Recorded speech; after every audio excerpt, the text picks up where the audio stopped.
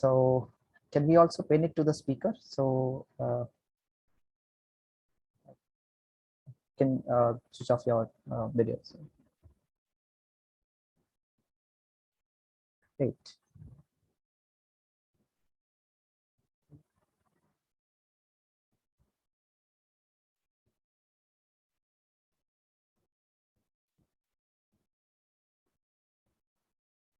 Okay, so great.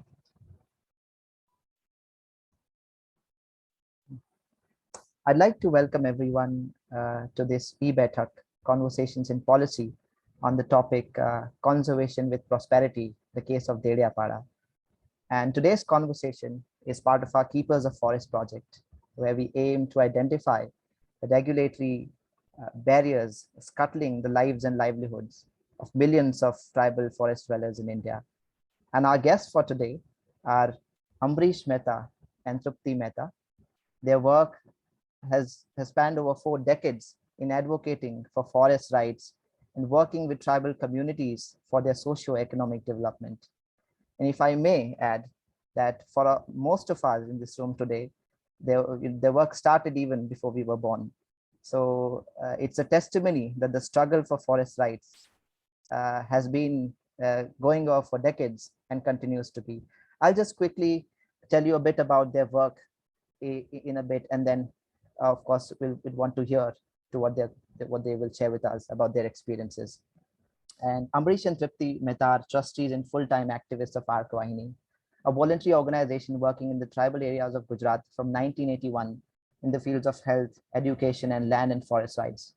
They started their activist life in 1980 by working for proper rehabilitation policy for thousands of tribals who were losing their lands and houses in the Sardar Sarovar dam project on river Narmada.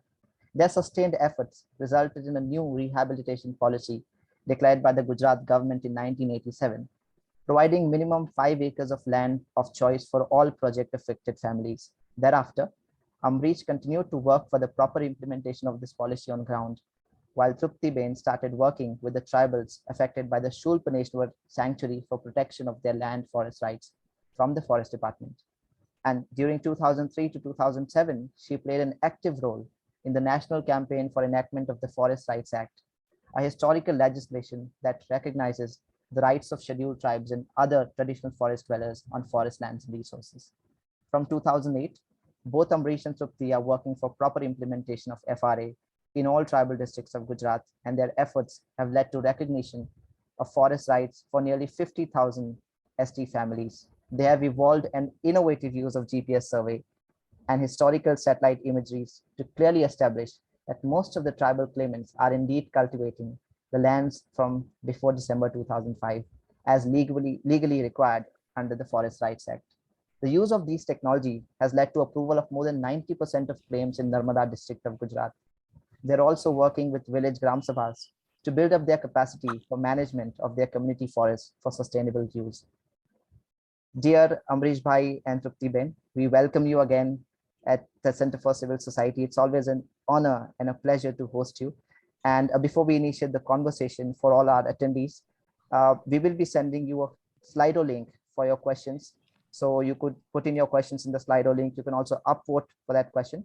And I request you to keep your microphones muted and camera switched off. Over to you, Ambrish Bhai and Trupti Bhai.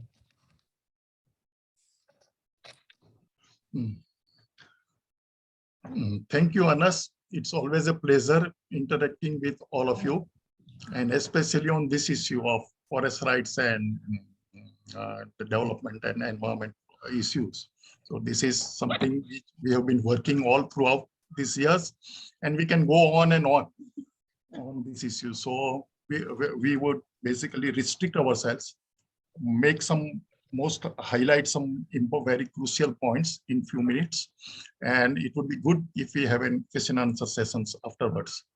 So as you know, we started working in these tribal areas of Gujarat in 1980 when this and we were just out of our colleges, and we started working in these areas. And initially we didn't know anything about the tribal areas, rural areas, what are the issues, what are the environmental issues, what are basically we came to know that these are the villages who would be displaced who would be submerged by this construction of Sardar Sarovar Dam, and their rehabilitation is something which we can try and work for and help them in achieving it. So that is how we started moving in this forest areas, tribal areas. And in those days, we had to, there were no means of communications were very few. So we were going on bikes, staying overnight in the villages, and we could talk with the villagers on so many issues. So that gave us a lot of insights about forest, about how the deforestation has taken place and how the tribals view forest and the lands. And in those days, although working for this resettlement and issues of resettlement and displacement, the major issue which came to our mind was that most of the families had no title lands. They were cultivating forest lands, which were opened by the forest department. That is something we would go into a little bit later. But they were cultivating forest lands for which they had no title. So they were treated as encroachers and they had no rights over this land. And not only that, they had no rights for rehabilitation. So they cannot get any land against land for which their land would be submerged. So this was the first thing which came to our mind, that most of the people living in tribal areas, they do not really have any title or any ownership rights over the lands which they are cultivating. So they are not even treated as farmers. They were treated mainly as encroachers who are to be removed from this area. And for this, they had ongoing conflicts with the forest department going on all and on. So that was first issue. The first issue which came to our mind is that if you really want to make work for tribal development, if you really want to do something for the development of the tribal and for the prosperity of the tribal families, the first thing that must happen was that they must get titles for the lands which they are cultivating. And in those days, we could only dream about this. We had no hope that we would be able to achieve such things in the near future. In those days, our main thing was how to protect these people from the eviction drives by the forest department. So that these were the firefighting work which we used to do, along with the working for the resettlement issues. That was what we are doing. While interacting with these tribals, we also came to know how deforestation took place and what was their role in the deforestation, or what was the actual practice and what is the actual mechanism of deforestation that had happened over the years in those days. And we came to know from these tribals itself that deforestation did not happen. You ask anybody how deforestation happened, most people would say that people started cultivating lands. Tribals living in the forest started cultivating, they cut trees and started cultivating lands, and that is how more and more forests got vanished and more land came under agriculture. That was the most important reason which would be cited for the reasons for deforestation. Another reason is that lands going under submergence for developmental projects or for industries and other things. So these are the reasons. Nobody says. Nobody. Actually, what we came to learn from the people of these villages was, when we were walking around in the villages, we were ourselves saw with our own eyes. What was happening? That deforestation happened because of the legal policy of the forest department. Legal for it. So it was not corruption. It was not illicit cutting. It was the planned attempt which our forest department undertook during 60s and 70s, 1960s and 70s. They came out with a policy that forests should serve the needs of industrialization. So forests should be able to supply fast growing teak for the industrial use. So what they did was for the first time in our history of forest management in India, during Britishers also never tried this. They decided to cut down all trees of the most productive forest. All they cut down, even they dug out the roots. They cut down all the trees, dug out the roots, and clear felled the whole area with an aim. And that is how we had this big deforestation. And this was done legally by the forest department during 60s and 70s as part of the policy for serving the industrial needs of the developing country. That is how we had this big deforestation happening in those days. And it is because of this cutting of trees on such a large scale that we had this issue of crisis of deforestation. And that is why in late 80s, we had this moratorium on deforestation. And so forests which can provide sustainable livelihood, sustainable use, became a scarce resource, and we had moratorium and no cutting, and all these things happened as a result of it. So this we came to know from the tribals. They knew what had happened, and they had this whole history, how what things were happening. And then later on, we studied these forest management plans and other books also. It came out very clearly that this was what the reason was. So looking at these things, we had very early, although we had no hope of arriving at a sort of a, any hope of actually achieving such a thing, we came to this conclusion that if you want to protect forests, and then the tribals and the local communities are the best persons who can protect forests and regenerate forests, because we were talking with them, and we knew about how deep knowledge they had about which trees grow how and what should we do to protect this forest and regenerate this forest. So that was one thing which we found. Base keepers of the forest it is not forest department, it is not industries, it is the local communities. They can manage the forest pretty well, provided they have incentives and provided they have stakes and they have rights to do that. So that was first thing which we came to know in those early sessions or early interactions. We also came to find this is also the best way for the tribal development, for their prosperity, to provide them more opportunities. So this is something which we were sort of a feeling, moving around, working on, and this is what we had in a way formulated in this first terracotta book published in 2005, that the best keepers of forests are tribals and the local communities and not any other. So that is how we started doing it. But as I said, we never had, we never imagined that we would be able to achieve a law which would give protection to these the cultivations which the tribals are doing, and which would actually give tribals the rights for the forest management and also the rights over the forest produce, which they can sell and all. So that thing happened in Dediapada. So now to come back to, because we have to talk more about Dediapada, I would briefly say that from 1988-89, in 88 we got a policy for resettlement. We and other colleagues continued to work on the implementation of this policy in Narmada, and Trupti went to Dediapada. And this event, because the people from there came and sought our help, that sanctuary was declared. This whole area was declared as a Shoolpaneshwar Sanctuary, and the people that are living there were facing all sorts of problems from the forest department. Lot of harassment. They would not allow them to cultivate lands. They would not allow them to go to the forest area with axe in their hands. They would not allow them to collect minor forest produce, and all these things were happening. And they said, and the situation in this Dediapada was that 90% of the geographical area of these villages was declared as reserve forest area and sanctuary. Only 10%. So privately owned agricultural lands were like tiny islands in the midst of the whole sea of forest.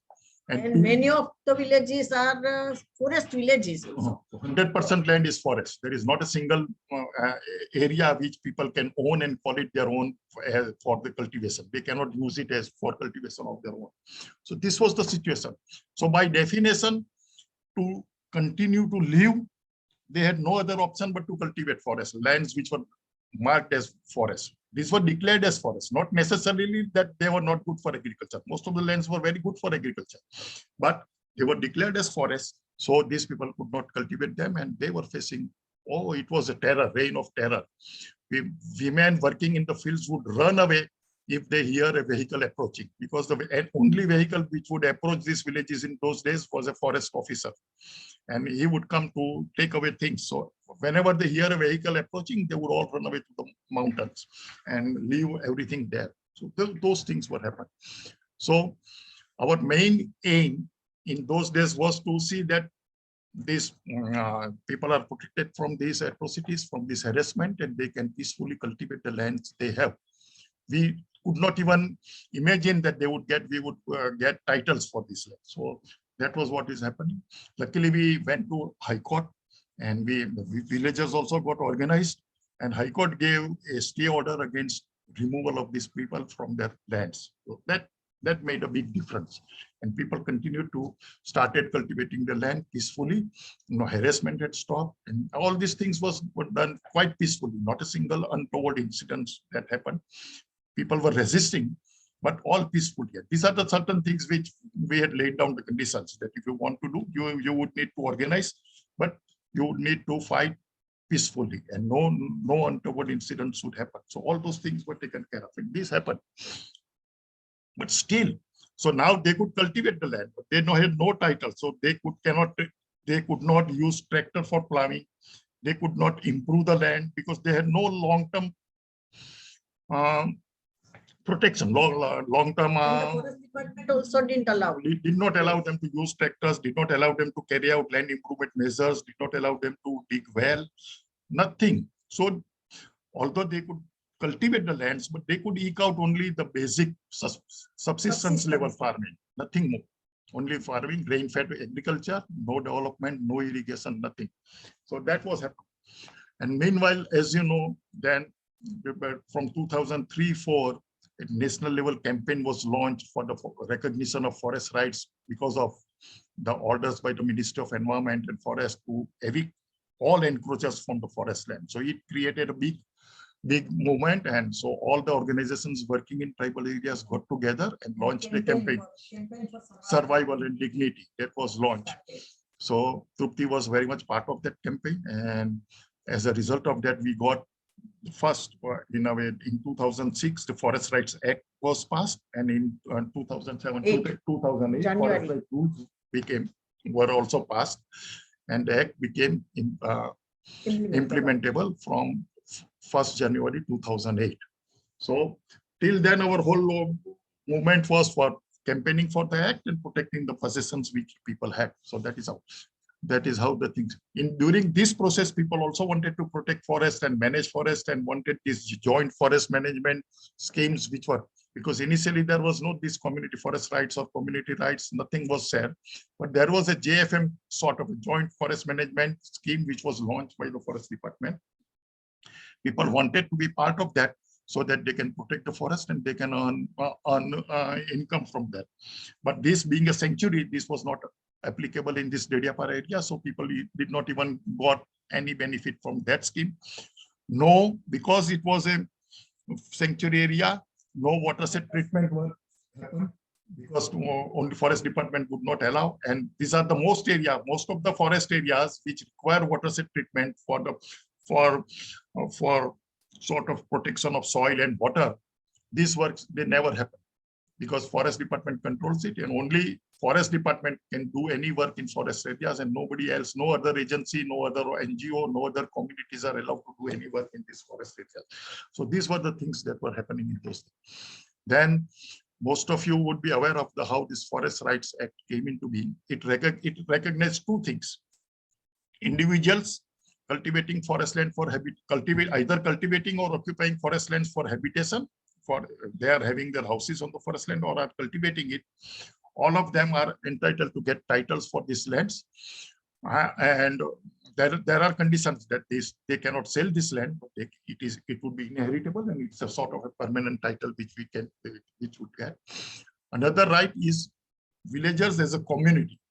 As a village, each individual village as a community gets community right over the forest resources of the whole village, or the forest area which they have been traditionally using. So they have 100% ownership rights on minor forest produce, including bamboo. So bamboo also, they have 100% ownership right over the bamboo and tendu leaves and other so many things. Not only ownership right, they can not only use it for their own use, they can also sell it. They can sell it to outside persons, and they can enter into deals with any willing buyers that they can find out. So this is one thing. Another thing is right to protect, regenerate, conserve forest. That is very important community right, which most of the people, and although this is not implemented so well across India, but it has been in this Shoolpaneshwar Sancturary area, all the villagers have received even this right. So they have this right to protect and regenerate forests. And this is something which people are taking it very seriously. So,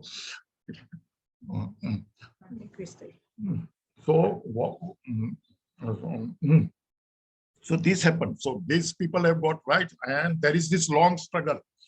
For getting individual rights also, it has been a long way. These things happened we started this work for individual rights and community forest rights in 2008-9. And finally, only in 2020, all the villagers got complete rights over almost 96% of the villagers got titles for their agricultural lands. And this happened in this area, in Narmada district also. As Anas was mentioning, we had to use this technology of GPS and historical satellite imagery to establish this claim. And eventually this was accepted by the government, and most of the people got titles only in 20. So it was a long struggle, and there were many ups and downs. We had to move high courts, we had to take out rallies, and all those things that happened. But that is how we got. And community forest rights also we got in about 2014. Most of the villages got total rights. What I would like to concentrate, what getting these rights, how this has changed. In 20, many people had started getting rights from 2010, 11. So every year some people get, then more people would get. But the first thing we saw, once the people got titles for these lands, the first thing which was, we never expected this, that their whole outlook to the land changed completely. They started looking at it as an asset, as a long-term asset. So what they did, started doing whatever wages they earn from going outside for labor work, whatever, or Manrega wages, whatever the amount they could earn from selling their crops, they started investing in improving the land. The first thing they did was carrying out land leveling measures. Land leveling measures and farm bunding, protecting the land so that the land erosion is reduced to very high. And then they also started digging bore wells, installing solar pumps, because now they had titles. They also started getting help from the government programs for agricultural upliftment.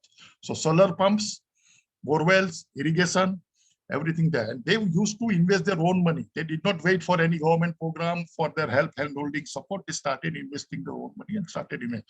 And if you visit this area, you would find that sea change. The whole landscape has changed.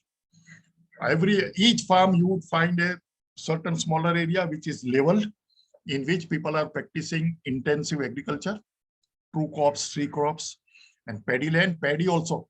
Initially, they were cultivating only sown paddy was there. Now they are transplanting paddy using modern technology, very highly efficient way. They are doing it totally based on rainwater, because this level then captures rainwater, and in this rainwater they would grow paddy. And the productivity of the paddy in this area is something about 3.5 to 4 to 5 tons per hectare, which is comparable to Punjab productivity. A very high productivity, and they are doing this, and they are also taking second crop of gram even without irrigation. So they immediately started 2 crops, and those who have irrigation facilities are taking 3 crops, growing horticultural trees, also taking horticultural crops, growing mangoes, growing bamboo. What has happened that they have developed the leveled land, and the remaining land, which is very high slope and which is not really good for agriculture, there they are growing bamboo, mango trees. So in fact, the tree cover has improved after recognition of rights, and not the other way. Most of the people were most of the critics say that once you recognize this right, more and more lands would be open for agriculture, and people would get more encouraged and more. So we would have faced a serious crisis of deforestation. What we have recognized is that if you don't recognize the right, then they cannot improve the land they have. So then there something else happens, and they need more land. So these lands would productivity would go down, and they would open another land.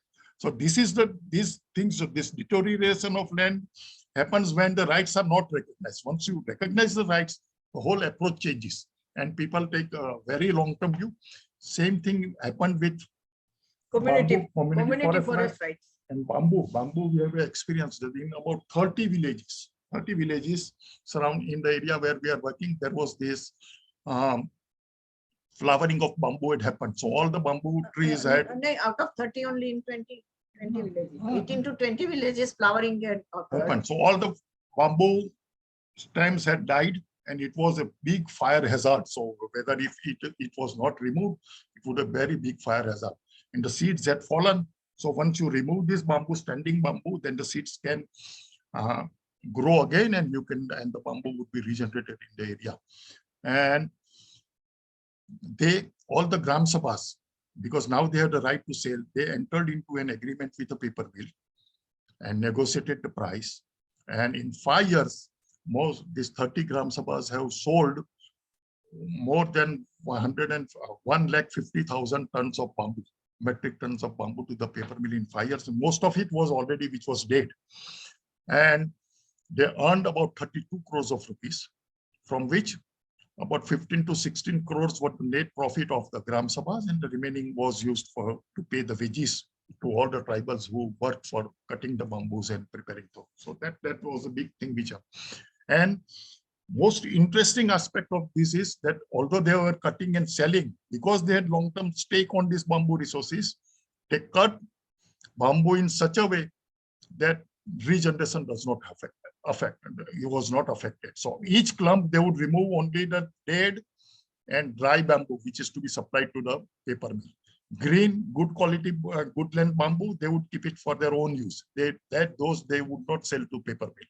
Initially, when paper mill was working with the forest department, they could take away whatever they want. They took away everything. And so wherever paper mill used to cut this bamboo, there was no regeneration after the cutting. Here, although so many bamboo in have fact, gone, it is a poetic justice that in 1995, around 1995, these people had prevented paper mill to cut down the bamboo from this area. And so when they got the rights, they got so much profit or so much. And they sold the bamboo to the same paper mill. Mill. They had prevented. So basic thing is that, and water set treatment also work they have started. The only thing is that if the people are given rights and opportunity, they can make most of it, and and also they must be given freedom to work in their own way and with a minimal supervision. So they would work out. They have a very deep knowledge of the biology, forest biology, and they know what to do to regenerate forests. And most of the thing, just by protecting the forests, taking rounds and having rules and regulations on what to do and what not to do, they can regenerate forest in few years. No plantations, no expensive plantation. And forest department regeneration forest, you would always find plantations. And when communities are managing the forest, plantation would be the last option. Only in areas where root stock is not there. Otherwise, they would rely on natural regeneration only. And within few years, you find that the whole forest situation has changed. We can see these things change even in these villages, because they have been protecting this forest from 2012-13. We can see this even in images, and when you visit the field, you can definitely see that what was the situation before and what is the situation now. I think we would leave at this. In the end, I think in the end, I would just add one thing, that nowadays this thing about climate change is going rounds, and the government is also thinking about giving last chunks of forest land to some industries. For degraded forest land to the industries only to reforest. But I think that if the people are, means now, because the people have most of the time, means in most of the villages, people have got the rights.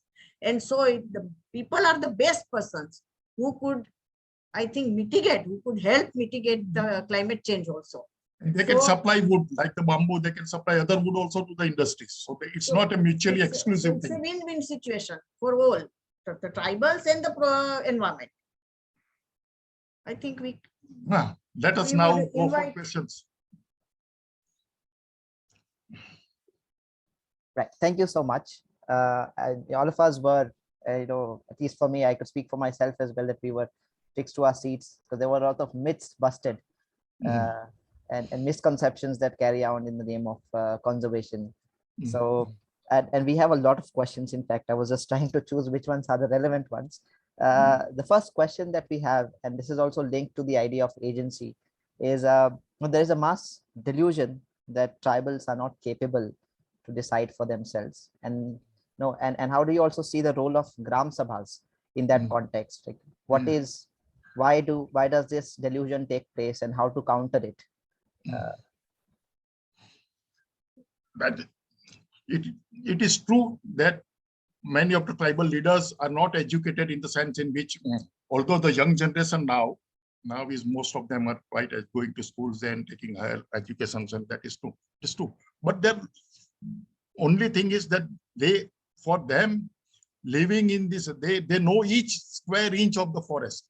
All children they know, and their knowledge of biological knowledge of this, what to do to regenerate which species is so high, very high. And that whenever what is happening when we try to give them advice, because we feel that we are more educated, and so they would just shut us down. You don't know. Ambrish, why you don't know? You don't speak about this. This is how it has to be done.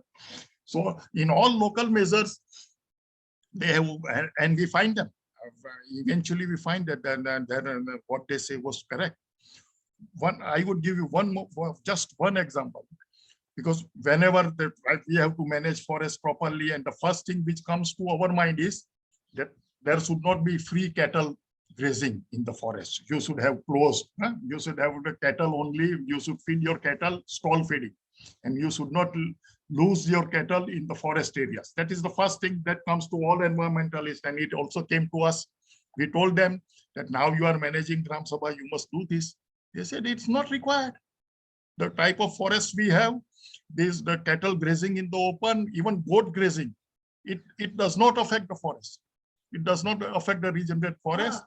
Only when there is a patch, only when there is the patch where we have planted some new things, those areas you must close. Those only for few years. First few years you must close the forest from the grazing. For that part. That part. Otherwise, free grazing is not causing any problem. And then, lo and behold, we had an environmental ecologist coming from this Foundation for Ecological Security, FES. He came, visited the area, and we were just preparing these management plans and what needs to be done. And he came and visited this area, and he agreed with the people. He said these people are true. Cattle also know which tree to eat and which not to eat. So don't forget about these things. So these are the types of knowledge. So people are capable. Also, they need some support, and more than where they need support. That also actual doing. And this is not just this example of this Dediapada area. Even in the joint forest management, many villagers in Baroda and Panchmal districts, which we know of, they had got this rights over JFM, and all of them had regenerated large tracts of forests which were denuded, completely denuded, and within 6 to 7 years they had grown very good trees, forest cover on those lands. They did it on their own, with their own. But only thing where they need help is to put down these things, what they are doing in the rationale, and how to do what they are doing on paper. They are not good at putting this down on paper. So that is where they need help. Also, they would need help. So certain things you have to do work, for this water set treatment. So you have to carry out work. So you need programs from which they would earn wages and other things. But so, and it is also not exclusive. You can have mutually, you can have interaction, but the interaction has to be with respect. It is not that you don't know anything and we talk down on them, and that they won't listen. That is the only thing is that we very few cases where people are given freedom to try out their things and see. And we have given trial to the forest department for last so many years. Now let us give this trial to the people. One challenge that may happen, that is from the forest department itself. The forest department is trying to discourage the people, even though they have got the rights. It means forest department people, some of them are good and they support it, but some of them try to discourage the people, threaten the people sometimes. That is happening. So no, it's unfortunate that even after so many years of experience, because you are not managing forest in a clean slate. People are living in India. There is no forest area. If there are no people living, then there would not be any need for forest management. Forest department can manage it, or the trees would go on their own and you don't have to do anything because there is no biotic pressure working on the area. But once where we have people living in the forest, and you cannot really manage forest and ensure regeneration without their active involvement and without their decisive say. That is the first thing lesson which the forest officers should learn from such a long experience. But this even now nobody learns. Nobody is willing. Most of the forest officers we know of are still very much against Forest Rights Act, not only individual rights, also against community forest rights. This sort of brings me to a similar question. So you discussed that there is an interest on the side of forest departments to discourage people. There must be some incentive to discourage. What are other interests? So for example, wildlife NGOs, conservationist NGOs. Why do you think that they are also on the other side of the discussion? In our experience, what has happened that those who are very sincere environmentalists, they have supported FRA and they have supported people having Gramsabhas having this right. So we have come across so many, there are friends, and we have come across many such environmentalists. But there are groups, and especially wildlife protectors, who believe that nothing should be done. And even Supreme Court version is that in sanctuaries and national parks, not a blade of grass should be removed. You let everything as it is. No human intervention. That may be true, that may be possible, that may be true in Western countries where there are large tracts of forests where no people living. But we have each area in all the conditions. This whole idea of having sanctuaries and protected areas, and we ask only for 5% of the land and all those sorts of people are living there. So what do you do? What do you do? They are already living there from centuries. It's not that they have moved in now. You cannot remove these people. And at the same time, wildlife, certain things where wildlife is there, there would be a part, and wildlife has gone down. That is also true. But in many areas, wildlife and people are living together also. Very few areas, but certainly tiger, there is hardly any wildlife is not threatened by local communities. Even in tiger reserves, you would find that there is hardly any conflict between local communities and the wildlife, tigers or lions. We have, and people would used to it. That it's a tiger. It would take away sometimes our cattle. So they are not against it. They accept it, take it in their stride. Not much conflict. Conflict is other hunting and other things. And historically, you see wildlife decimated because of the hunting by the kings and British visitors. So that was the real reason. So, but let us not go into that. But their interest is also what we find very for this environmental groups, what we find very strange is most of them believe that forest department cannot manage things. Forest department has done things badly, and most of them believe. But moment you talk about removing forest department or reducing its role and giving more rights to people, they would immediately state no. That cannot happen. Once that happens, so you rely on the same forest department which has failed. So by definition, instinctive, their response is that if the things would go out of the control of forest department, the things would degenerate. That is also happening. That is something at an ideological level. Somehow we have failed to understand why this thing is there. Among activists also, many of the activists were against individual titles given to the individual. So they said that you give them these lands on lease, but don't give them full titles, because once full titles are given, they may sell it to the outsiders. They would sell it to the industries, and they would sell it to the industry. And our response to them has been that it is very difficult for the industrialist or the outsider to buy these lands from the tribal. Each individual tribal. And they can easily get these lands from the forest department. Other way around, but still these myths go on. That brings me to another question. The discussion surrounding the tribal economy. Some people write a lot about it, that there's an economy out of the forests that is linked to both individual and community forest rights. And you discussed the example of the bamboo as well. So what do you think, if at all, if there is any role of government in the economy? So to say, some people might argue that the government should be there to avoid exploitation, to ensure that there is no exploitation when it comes to prices and such things. So what do you think is the should the role of government be, and do you think there are any barriers when it comes to the trade and the agency of trade that these people should be able to exercise on that minor forest produce? There are right now there are many barriers. Government still this trading right now. What the right even this Forest Rights Act, although it has given rights over minor forest produce including bamboo, but that is also not being implemented properly. Gramsabhas are not given full freedom because the one most important thing that comes is this transit pass, because it's a forest produce. You need transit pass to carry this produce from forest to outside. And the issue Forest Rights Act says that the transit pass can be issued by the Gramsabhas, but the state governments have not yet recognized it. So for that you have to go to Forest Department also. And for that you cannot get without paying money and all those things. So you never get. So most buyers would not come unless and until this issue of transit pass. It wouldn't be really a free deal free exchange between the Gram Sabha and the buyers, unless the Gram Sabhas have the right to issue transit pass.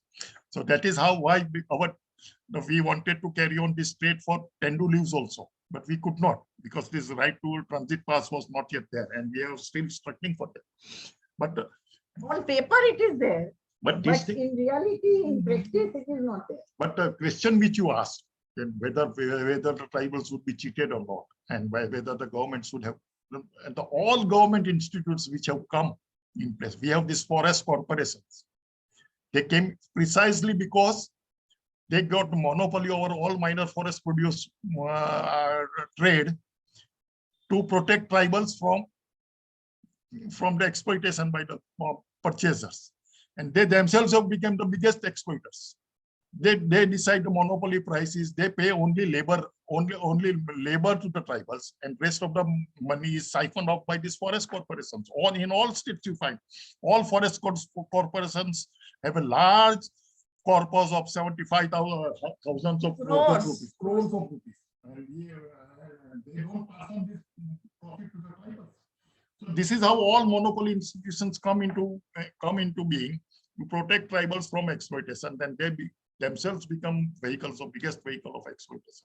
And right now we are fighting that you remove this barrier. Let us do it on our own. And if they get cheated, there are instances of cheating. We can always help on this. Everybody learns. People would also learn. We also got cheated for trading agricultural produce. And now we are learned and we have become more careful. It's really insightful.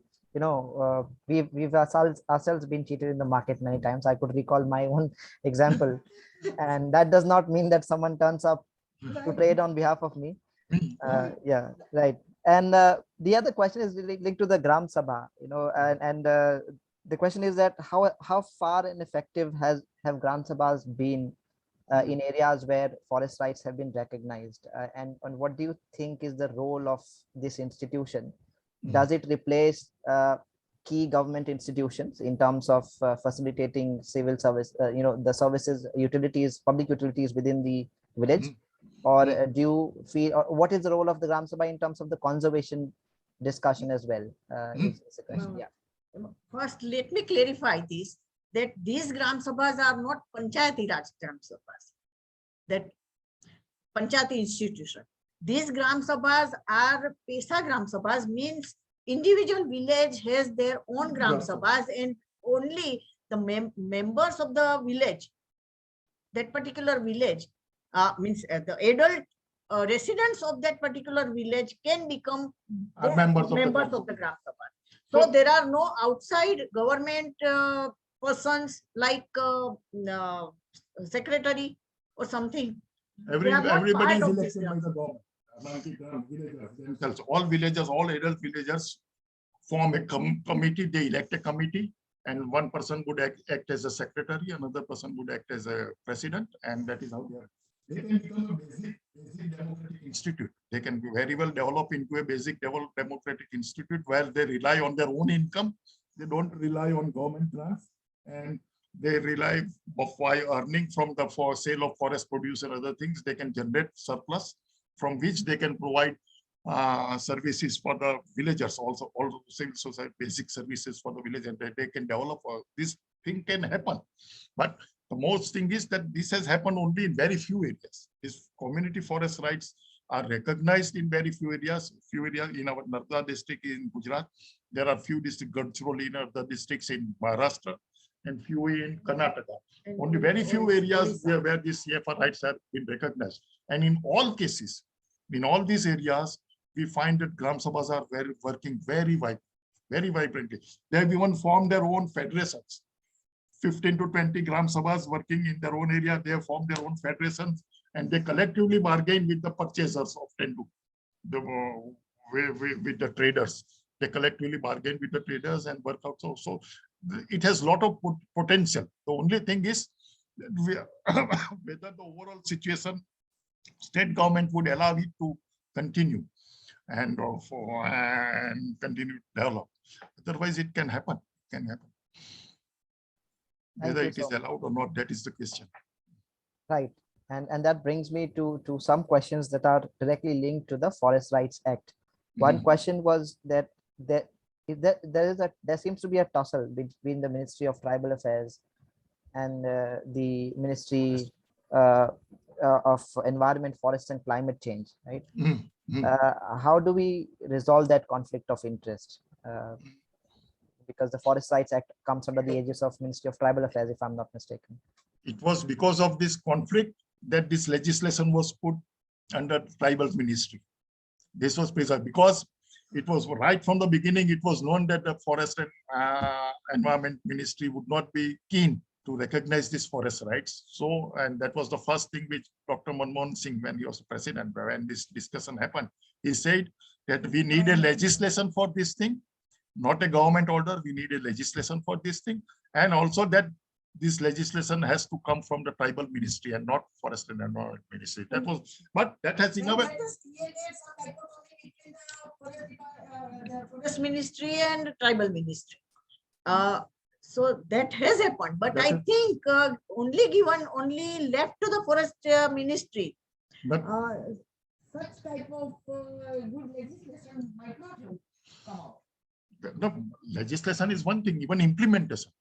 Basic thing is implementation wise, and implementation wise, one must realize that this Tribal Ministry has no reach up to the village level. The Forest Department has reach in each village, and it has persons in each village. So, and this land belongs to Forest Department only up till now.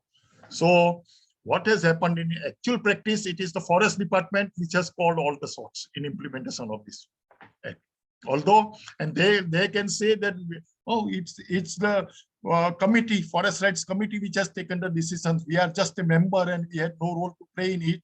But reality was that they called all the shots, because all other officers actually left everything to Forest Department, and they had their veto power. And that is the reason why, despite so many evidences, such a large number of claims have been rejected. Not only in Gujarat, in all over India. Even at the village level, the forest officer or bid guard, he played a decisive role in deciding which claims to be approved and which not to be approved. And when it is approved, how much area to be approved and how much not. Everything is being decided by Forest Department. Only that was the result. While in our area, in our first round, only 10% of the claims were approved. And it was the Forest Department which called the shots. They said that the district committee would only ask for their opinion, and whatever opinion they give, they would go by. That is how all the claims were rejected. And that is why we had to go through all the long struggle in the court and other things, and then create this whole GIS and GPS thing.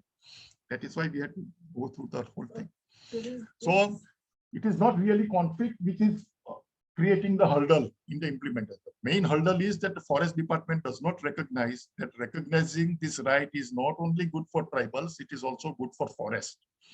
Once they recognize this, they give away that this total opposition, then they can find that in fact, but it has really become, it is the Forest Department is not concerned whether there are forests or not. They're mainly concerned with their power. They don't want to lose their power. That is the reality. Right, and very few people would sort of go and look into that. The forest department in India is the largest landowner in the country. Biggest landlord. Yeah, so much of struggle against zamindari, but we have a zamindar on our head. So the next question is related to I the would role give you of, one example, just one example. yeah, please go ahead. Just to corroborate my argument that they are not interested in forest. NABARD approved watershed treatment project for this one of the two villages. In watershed treatment work we are carrying out. This benefits forest totally, but Gramsabha is doing it on their own. And NABARD approved this because Gramsabha had community rights over there. They have the right to manage and forest. People started last year they did some work on a minor scale. So forest department also said that this is good, this is good for the forest. Then they suddenly realized that 1.5 crores of rupees is coming to the Gramsabha. And so a lot of money is coming and they are going to do a lot of work. So immediate reaction came, you cannot do this work. You must take the permission from Delhi. You under Forest Conservation Act, you cannot carry out watershed treatment. This is the work for the protection of the forest. And when we went to meet the DFO to argue that this is not you and these people have received this community forest rights, and they have all the power to carry out watershed treatment works. What did he say? He also said, no, you deposit the amount in my account in forest department and then we would carry out this work. You cannot do this work. That was, and I can put you behind bars for doing this work. That is what he told us. And we told him that we would be very happy if you put us behind the bars for protecting the forest and regenerating the forest. If that is what you want to do. Then the things went on. The people then gave notice and they have started continue doing that work.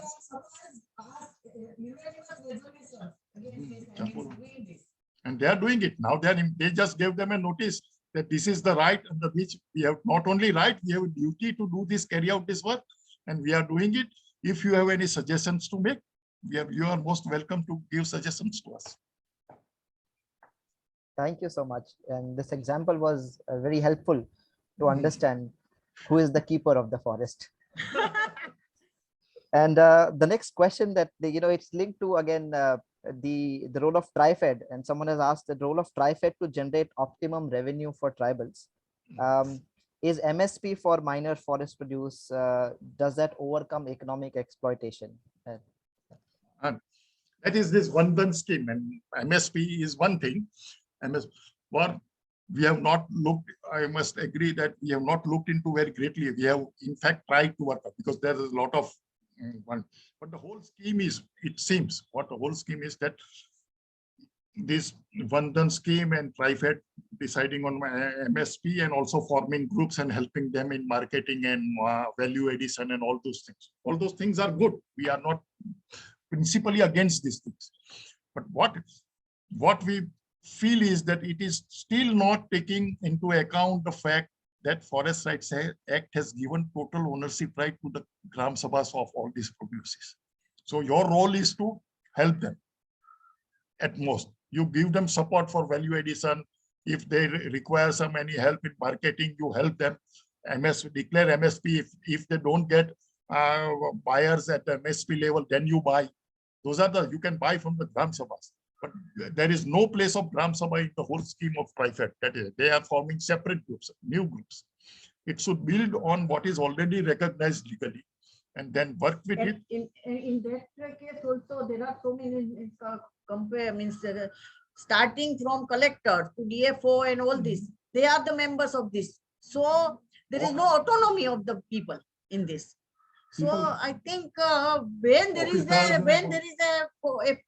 Forest Rights Act is very much there, it has given rights to the Gramsabhas, total ownership rights to the Gramsabhas. So I think TriFed should try to manage, it must take this fact into account and then see how to facilitate it.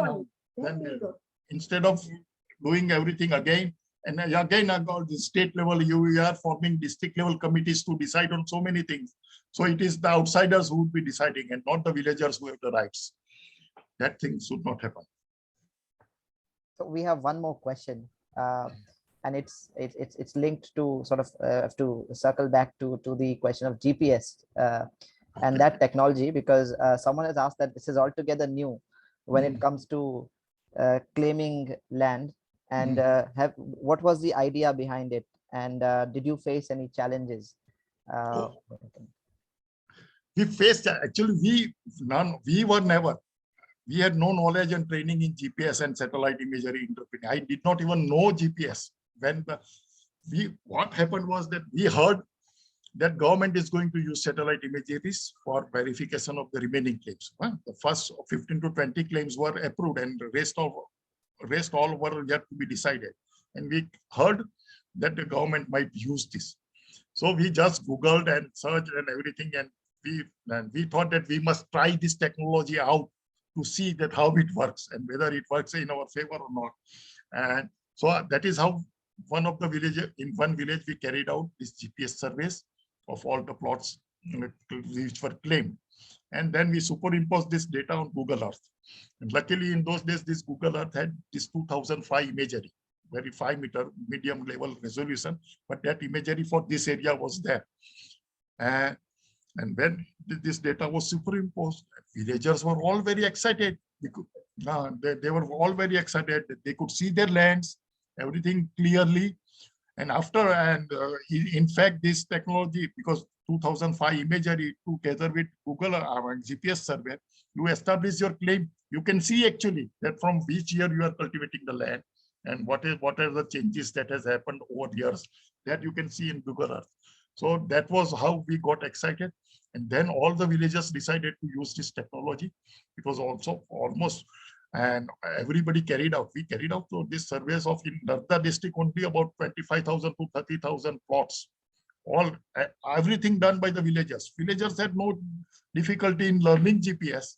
They said they would send us the data, we would superimpose them on the imagery and give them the maps. That is how this whole thing worked.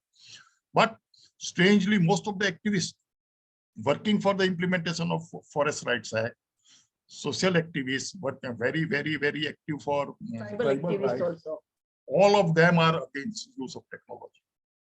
Most of them feel that it would take away decision making from Gramsabha away to some scientists. What we have found is that it has in fact strengthened the hands of the Gramsabhas in substantiating their claim. And their confidence. So there are challenges, but different type of challenges. In putting this thing in practice, there is not much big challenge. But it is a lot of work, definitely a lot of work.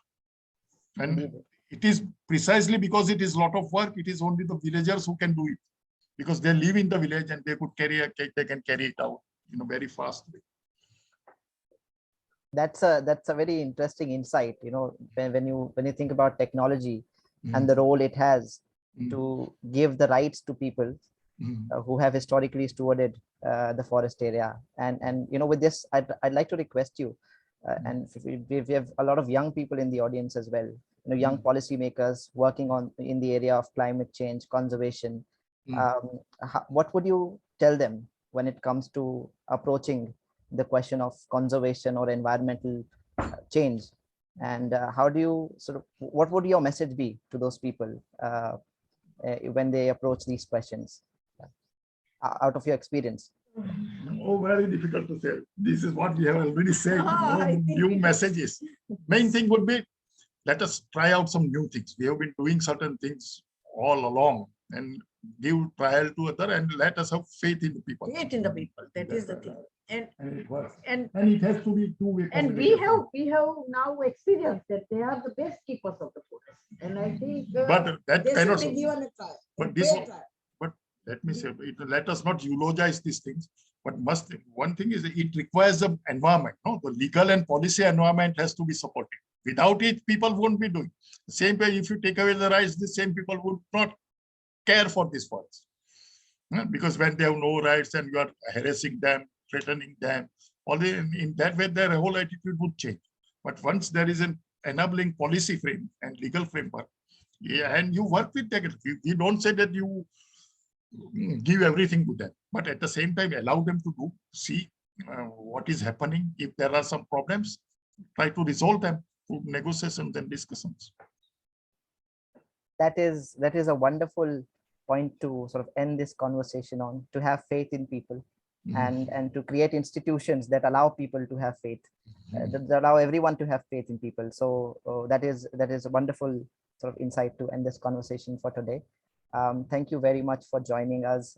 It's always a pleasure. And at Center for Civil Society, be sure that we'll be troubling you time and again for many of these sessions, because the knowledge continues to evolve on this question. And for everyone who has joined us today, the attendees, thank you for your questions. And we'd also like to request you to fill the feedback form, which my colleague will share in the chat box. It helps us to improve these online conversations particularly. And I hope that you'll join us again. And you continue the pursuit to empower the original keepers of the forest, hopefully. Thank you so much for joining. Thank you, Trupti Ben, Ambrish. Thank you all for attending. Thanks. Okay, bye. Bye. Thank you so much.